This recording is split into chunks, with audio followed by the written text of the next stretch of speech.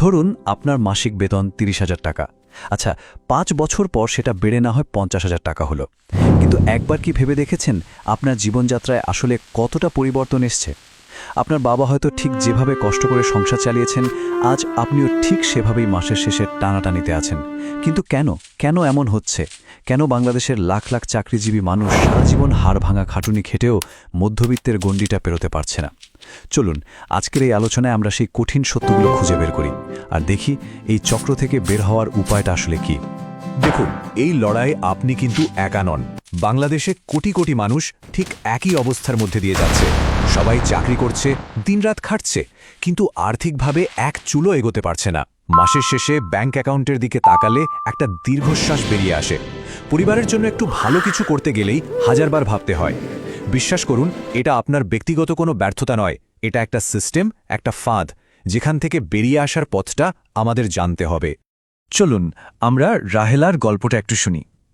রাহেলা ঢাকার একটা প্রাইভেট কোম্পানিতে চাকরি করে, বেতন পায় মাসে ৩৫,০০০ টাকা।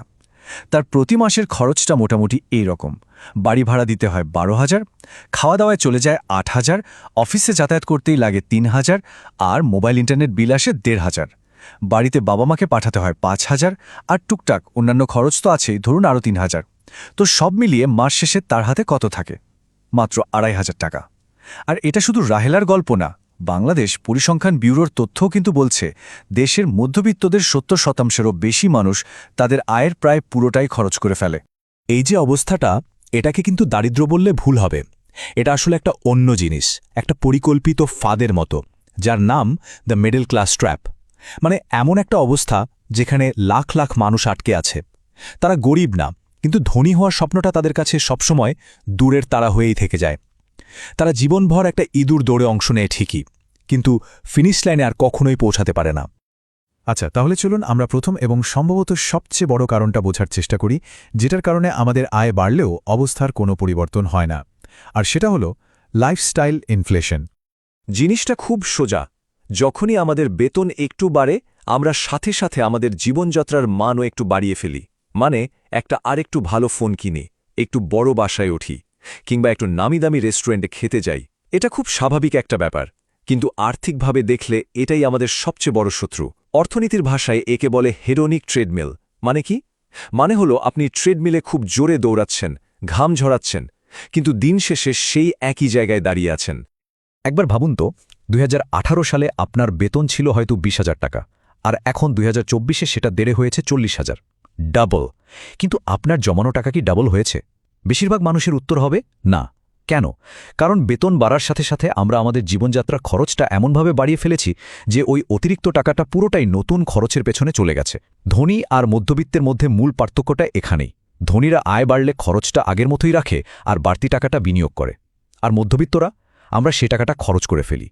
এবার আসি আমাদের দ্বিতীয় মারাত্মক ভুলটায়, আর সেটা হলো সম্পদ আর দায়ের মধ্যে পার্থক্যটা না বোঝা। আর এই কারণেই আমরা প্রায়ই ভুল জায়গায় টাকা খরচ করে ফেলি। বিখ্যাত লেখক রবার্ট কিওসাকির একটা খুবই সহজ সংজ্ঞা আছে।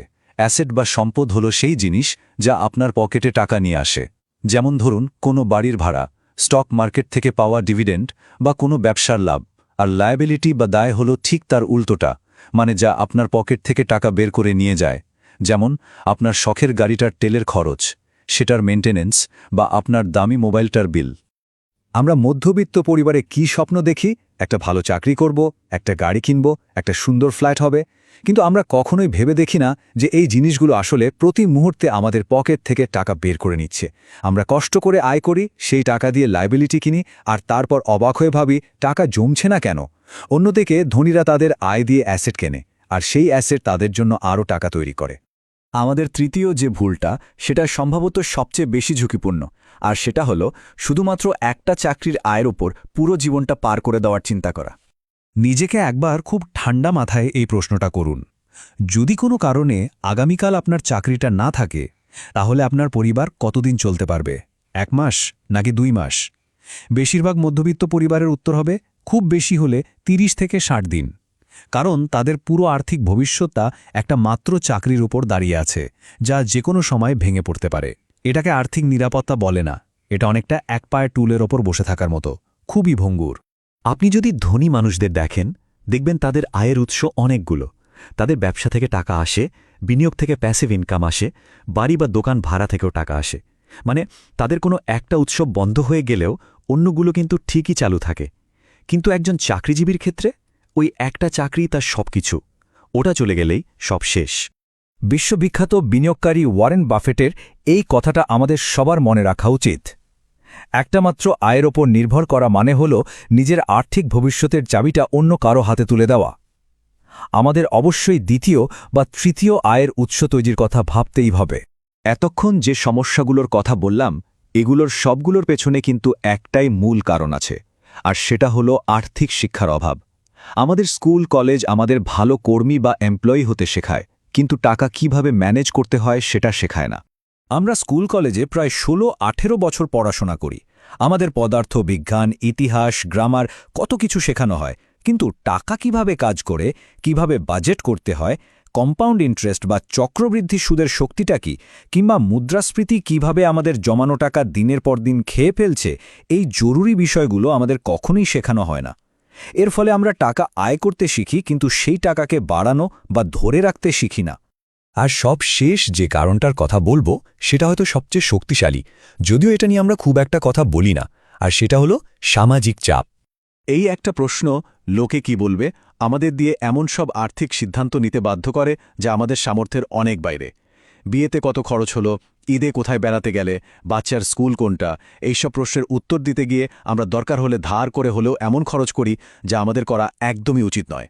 আমরা এমন একটা গাড়ি কিনি যার মেইনটেন্যান্সের খরচ মেটাতে গিয়ে হিমশিম খাই, বা এমন একটা বাসায় থাকি যার ভাড়া আমাদের আয়ের সিংহভাগ নিয়ে যায়, শুধু অন্যকে দেখানোর জন্য। আচ্ছা, অনেক তো সমস্যার কথা হলো, এখন সবচেয়ে গুরুত্বপূর্ণ অংশে আসা যাক। এই ফাঁদ থেকে কি বের হওয়া সম্ভব? উত্তর হলো অবশ্যই সম্ভব। এর জন্য শুধু দরকার কিছু সচেতন সিদ্ধান্ত আর কয়েকটা সঠিক পদক্ষেপ। প্রথমত, পে ইয়োরসেলফ ফার্স্ট, এই নীতিটা মেনে চলুন। মানে বেতন পাওয়ার সাথে সাথে অন্য সব খরচের আগে অন্তত 10-20% টাকা সঞ্চয় বা বিনিয়োগের জন্য আলাদা করে ফেলুন। দ্বিতীয়ত, চাকরির পাশাপাশি নতুন কোনো স্কিল বা দক্ষতা অর্জন করুন, যেটা দিয়ে দ্বিতীয় একটা আয়ের পথ তৈরি হতে পারে। তৃতীয়ত, বিনিয়োগ করতে শিখুন। মিউচুয়াল ফান্ড, শেয়ার মার্কেট বা সঞ্চয়পত্র, এগুলো নিয়ে পড়াশোনা শুরু করুন। চতুর্থত, লোকে কি বলবে এই চিন্তাটা মাথা থেকে ঝেড়ে ফেলুন। আপনার ভবিষ্যৎ আপনার, অন্যকে দেখানোর জন্য নয়। এবং পঞ্চমত, আর্থিক শিক্ষা অর্জন করুন। বই পড়ুন, ভিডিও দেখুন, জ্ঞান অর্জন করুন। একটা কথা মনে রাখবেন, আপনি পরিশ্রমী, আপনি সৎ, আপনি দায়িত্বশীল, কিন্তু শুধু এই গুণগুলো দিয়ে সম্পদ তৈরি করা যায় না। এর জন্য দরকার সঠিক জ্ঞান আর সঠিক সিদ্ধান্ত। আজ আপনার নেওয়া ছোট্ট একটা পদক্ষেপ শুধু আপনার জীবন নয়, আপনার পরের প্রজন্মের ভবিষ্যৎও কিন্তু বদলে দিতে পারে। এখন সিদ্ধান্তটা পুরোপুরি আপনার। এই পুরো আলোচনাটা শোনার পর আপনি কি আবার আগের মতোই জীবনযাপন করবেন, নাকি নিজের আর্থিক ভবিষ্যৎটা বদলানোর জন্য আজই এই মুহূর্ত থেকেই ছোট কোনো একটা পদক্ষেপ নেবেন? সিদ্ধান্তটা আপনার হাতে। যদি সত্যিই নিজের অবস্থার পরিবর্তন চান, তাহলে কমেন্টে শুধু লিখুন, আমি শুরু করব। এটা অন্য কারোর জন্য নয়, এটা আপনার নিজের কাছে নিজের একটা প্রতিজ্ঞা। হোক সেটা 500 টাকা দিয়ে একটা মিউচুয়াল ফান্ডে বিনিয়োগ শুরু করা, বা আর্থিক জ্ঞানের উপর লেখা কোনো একটা বই পড়া। প্লিজ শুরুটা করুন। এই আলোচনাটা যদি আপনার কাছে একটুও গুরুত্বপূর্ণ মনে হয়, তাহলে এমন কারো সাথে শেয়ার করুন যার এটা সত্যিই প্রয়োজন। আর আপনার ক্যারিয়ার ও আর্থিক ভবিষ্যৎ নিয়ে এমন আরও গভীর আলোচনা শুনতে আমাদের চ্যানেল ক্যারিয়ার নলেজকে সাবস্ক্রাইব করুন। ভালো থাকবেন।